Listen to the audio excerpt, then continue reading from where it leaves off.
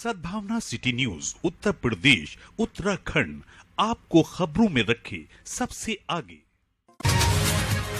All India मजलिस इत्तेहादुल मुस्लिमीन के शोषित वंचित सवान सम्मेलन में बोलते हुए सांसद असद उद्दीन ओवैसी ने कहा कि मुसलमानों को सभी पार्टियों ने ठगा है। किसी ने भी मुसलमान की भलाई और तरक्की के लिए कोई काम नहीं किया है, चाहे भाजपा हो, कांग्रेस हो और समाजवादी पार्टी। सभी ने मुसलमानों से सिर्फ वोट हासिल किया है और उनके विकास और उन्नति के लिए कोई काम नहीं किया। भाजपा ने धर्म की राजनीति कर हिंदुस्तान को कमजोर करने का काम किया है। आपस में नफरत फैलाकर मजहब के नाम पर जनता को बेवकूफ बनाकर वोट हासिल कर रही है। उन्होंने मुसलमानों में एकजुट होकर सेक्युलर पार्टी को वोट देने की अपील की। मुसलमानों को अपना नेता चुनना होगा जो बिना लालच के ईमानदारी से मुसलमान की आवाज उठा सके और उनके तरक्की तालीम के लिए काम कर सके। जनसभा में प्रदेश अध्यक्ष हाजी शौकत अली, प्रदेश प्रभारी माजिद हुसैन अंसारी, वारिश पठान, पवन राव अंबेडकर, सरदार DS बिंद्रा, एहतेशाम मंसूरी, हाफिज वारिस पाशा, सादिद सैफी, महानगर अध्यक्ष वकीर रशीद, अशरफ अब्बासी, आलमगीर, वारिस पठान, जकी रायनी, डॉक्टर छुट्टन खान समेत हजारों की संख्या में लोग मौजूद रहे। उत्तर प्रदेश तो अगर इन्हें इतना काम कर दिया ये कटाकट सेक्युलर पार्टियों ने और योगी ने, तो उत्तर प्रदेश में इतनी गरीबी सिर्फ आपने वोट लिया, हमारा इक्तदार की कुर्सी पर जाकर आप बैठ गए, आपने भर ली अपनी तिजोरियां, मगर आपने हमारे मुसलमान भाइयों के लिए कुछ न किया। न आपकी नीयत थी है, न आगे कुछ करने की आपकी नीयत है। मोदी जी ने कहा उत्तर प्रदेश में अब सूरज डूबने के बाद, बिल्कुल सही कहा मोदी, ऊपर कट्टे हमने देखा न चला गया और हमारे मासूम बेगुनाह किसान जो वाजिश तैयार की, एक कॉन्स्पिरेसी बनी किसके घर में, जो आज मोदी के साथ पार्लियामेंट में बैठा है minister of MOS Ashish Mishra जिसका। क्या उनकी मोरल रिस्पॉन्सिबिलिटी जवाबदारी नहीं है इस्तीफा देने की? नहीं देंगे साहब, ये नहीं देंगे। दादागिरी का के अगर देर है मगर देर नहीं पड़ेगा हमको। या मीडिया हो हर जगह अगर मजलूमों की, मुसलमानों की, दलितों की, शोषित वंचित की कोई आवाज उठाता है तो कोई और नहीं, वो आपका है।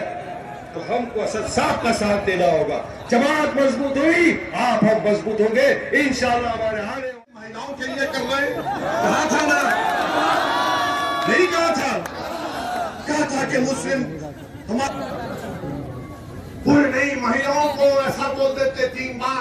मंत्री को कहा हूं, मुझे को आईन और संविधान में तो डाल दिया, मगर उन्होंने ये भी हमसे कहा कि देखो हमने इसको किस किताब की शक्ल में हमने संविधान बना दिया, मगर अगर इस संविधान को, इस भारत के आईन को अगर तुमको इसको जिंदा रखना है, अगर इसको जिंदा रखना है, अगर इसको महज एक किताब अगर बनाकर नहीं रखना है, इसको अगर जिंदा रखना है, तो हमने जो संविधान में जो बातें कही हैं कि एक भारत का जो भी नागरिक होगा उसकी इज्जत, उसकी डिग्निटी, उसका चैन और सुकून, उसको तरक्की के मौके, उसको अपने मजहब पर चलने की इजाजत, ये तमाम हुकूक आपको हासिल करना पड़ेगा।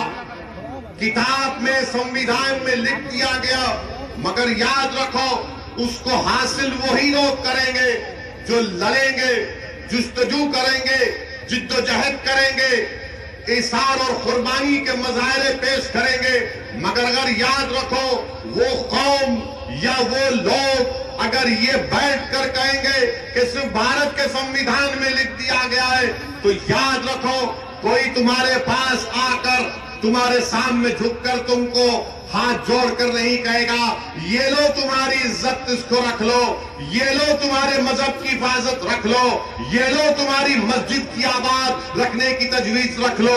याद रखो भारत के संविधान में जब इन चीजों को लिख कर दे दिया गया, तो भारत के बसने वाले गरीबों को उठकर इन हुकूक को जब हासिल करेंगे, तभी जाकर उन मुजाहिदीन आजादी के ख्वाब को पूरा कर पाएंगे।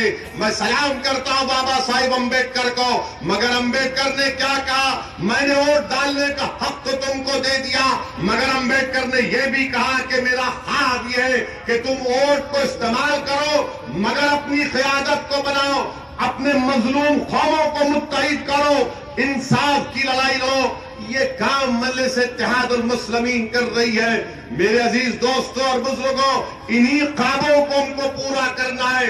मैं ये चाहता हूं कि मैं भारत का एक शहरी हूं, मैं मुसलमान हूं, मेरा मकसद एक ही है कि मुझे डिग्निटी मिले, मुझे इज्जत मिले, मुझे कोई खौफ ना हो अपनी जान का, मुझे कोई खौफ ना हो हमारी बेटियों का, मुझे कोई खौफ ना हो कि कल मेरे बेटे को किसी झूठे मुकदमे में डालकर जेल भिजा दिया जाए। मुझे ये उम्मीद हो कि मेरे बच्चों के लिए स्कूल मिलेगा। मुझे ये उम्मीद है, मुझे यकीन है कि हमको इन तमाम चीजों को हासिल करना है। उठाकर मैं तुमको ला कर दूंगा। मैं तुमसे ये भी नहीं कह रहा हूं कि समंदर की तह में जाकर मैं मोती तुम्हारे लिए चुन कर लाऊंगा। मैं तुमसे यही कह रहा हूं कि अगर तुम मेरी बात को समझ जाओगे तो भारत में हमको इज्जत भी मिलेगी, हमारा मुकाम भी मिलेगा। कोई उठकर कहेगा कि बताओ ऐसी तुम ये बात कैसे कर सकते हो कि क्या इज्जत नहीं मिली, क्या डिग्निटी नहीं मिली, तो मैं उनको जवाब में कहना चाहूंगा कि उत्तराखंड में धर्म संसद के नाम पर मुसलमानों को कत्लेआम की धमकी दे रहे, तो क्या मेरे दिल में खौफ नहीं पैदा होगा? धर्म संसद कर भारत के मुसलमानों को म्यांमार के रोहिंग्या मुसलमानों की तरह खत्म करने की बात की जाती है। क्या इसमें डिग्निटी है? रायपुर में धर्म संसद होता है, कांग्रेस की सरकार है, वहां पर कोई कहता है कि इंसानियत को बचाना है तो मुसलमानों को सफ़े हस्ती से मिटा दो। बताओ ये कौन सी डिग्निटी है? ये कौन सा खौफ दूर करने की बातें की जा रही हैं? और किसी को अब तक गिरफ्तार नहीं किया गया।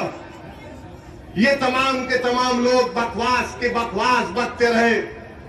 इख्तिदार उत्तराखंड में बीजेपी के पास, इख्तिदार रायपुर में कांग्रेस के पास, और सब आकर बोलते, बीजेपी बोलती है, मोदी बोलते हैं कि सबका साथ, सबका विकास, सबका विश्वास। कांग्रेस कहती है कि हम नेहरूवियन आइडियोलॉजी को मानने वाले। अरे तुम किसको मानते हो ये तो बताओ हमको। तुम ना नेहरू को मानते, तुम ना संविधान को मानते, तुम ना मुजाहिदीन आजादी के वारिस हो, बल्कि तुम तो इस मजहब में नफरत को फैला रहे हो। तुम तो इस मुल्क में भारत के मुसलमानों पे ऐसा बड़ा डरावनी ख्वाब दिखा रहे हो कि इनकी वजह से भारत को खतरा है। कि इस तरह की गुफ्तगू उत्तराखंड में हुई। कितनी पार्टियों ने एहतजाज किया? क्या कांग्रेस ने एहतजाज किया उत्तराखंड में? क्या समाजवादी पार्टी के लोग अपनी लाल टोपी पहनकर निकल कर आए? क्या रायपुर में कांग्रेस की हुकूमत ने उस तरह का फंक्शन करवाया? खुद हुकूमत ने करवाया, जिसमें तमाम बातें की जा रही। और जब मजलिस ये बात उठाती है तो सब के सब कहते हैं कि देखो ओवैसी भड़काऊ भाषण देता है, ओवैसी जज्बात में लाता है। याद रखो, अगर मैं जिंदा हूं तो जिंदगी का सबूत दूंगा, मैं मुर्दा नहीं हूं। भड़काऊ भाषण है तो तैयार हो जाओ। अल्लाह हमको जब तक जिंदा रखेगा हम कभी जालिम से कॉम्प्रोमाइज नहीं करेंगे, उससे पंजा आजमाई करेंगे। अगर कोई कहेगा कि गरीब मजलूमों का साथ देना, चाहे मुसलमान हो, हिंदू हो, दलित हो, उसका साथ देना भड़काऊ भाषण है, तो जिंदगी भर उन गरीब हिंदू, मुसलमानों, दलितों की बात हम करते रहेंगे। अगर संविधान को बचाना भड़काऊ भाषण है तो हम ये भड़काऊ भाषण बोलते रहेंगे। एक कौम को, एक कम्युनिटी को सफ़े हस्ती से मिटाने की बात उत्तराखंड में बीजेपी की सरकार के नाक के नीचे की जाती है, और अब तक एक को भी गिरफ्तार नहीं किया गया। एक को भी गिरफ्तार नहीं किया गया। मुझे कहने दीजिए, आज भारत के किसी कोने में अगर एक मुसलमान की शादी की बारात में अगर छोटे बच्चे का कोई तफंसा निकाल कर खाली नाचता है तो सुबह तक पुलिस उसको जेल में पहुंचा देती है। अगर शादी की बारात में, मगर यहां पर खुलेआम बोला जा रहा है, इनको मिटा दो, इनको कत्ल कर दो। ना नरेंद्र मोदी होश में आते हैं। एक्सरसाइज तो बहुत कर रहे हैं मोदी जी आजकल, अच्छी बात है, हम भी करते हैं,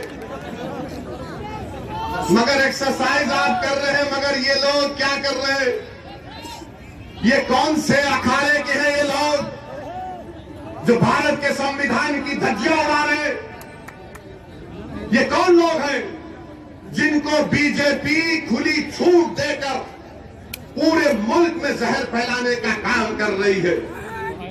मेरे अजीज दोस्तों और बुजुर्गों, अब तो हद ये हो गई, हद ये हो गई कि 1 जनवरी के दिन मुसलमान बच्चियां, लड़कियां, हमारी बेटियां, हमारी बहनें जो जर्नलिस्ट हैं, उनकी फोटो लगाकर उनका हर्राज किया गया। उनकी फोटो लगाकर ये तमाम के तमाम मुस्लिम लड़कियां एक से एक काबिल, पढ़ी लिखी है, शरीफ है, नेक है, सोम सलात के भी पाबंद है, मगर जब वो 16 जनवरी की 1 तारीख को उठकर देखती है तो पूरे सोशल मीडिया पर ये तमाम मुस्लिम महिलाओं की फोटो लगाकर कहा गया, ये लो, इसको खरीदो, ये बिकने के लिए तैयार है। बताओ जालिमों, क्या इसीलिए सरोजिनी नायडू ने इस मुल्क की आजादी में हिस्सा लिया था कि मुस्लिम लड़कियों की तुम तस्वीर लगाकर उनकी बोली लगाओगे, उनकी खरीदी की बोली लगाओगे? क्या वो किसी की बेटी नहीं है?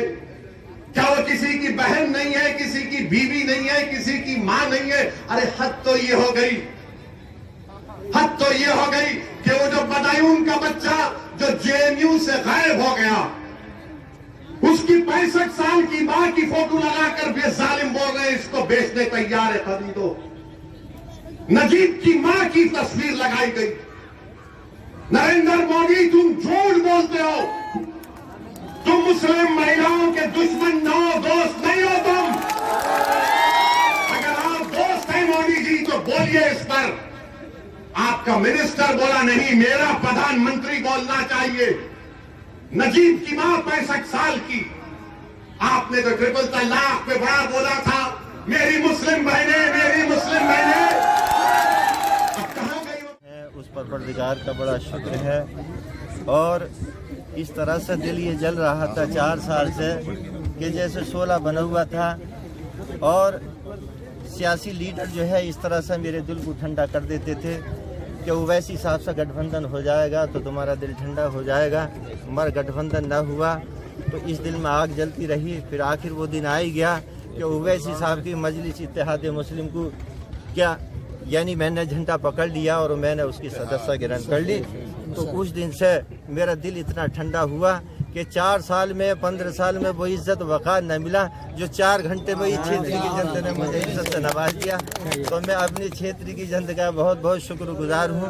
और इंशाल्लाह मुझे पूरा यकीन है, समझ के पूरा यकीन है कि आने वाले वक्त में 2022 में ये मिसाल बनाएगी क्षेत्र की जनता कि इंशाल्लाह 2022 में अगर मजलिस ने इंतखाब किया तो इंशाल्लाह भारी वोटों से इंशाल्लाह मैं जीतूंगा। और अगर मान लीजिए मेरा इंतखाब भी नहीं किया, ये भी आप लोग गवाह हो, तो इंशाल्लाह ऐसा नहीं है, सरदार बनकर भी काम करूंगा और सिपाही बनकर भी पूरी तरह से काम करूंगा। ये मैंने अहद कर लिया है।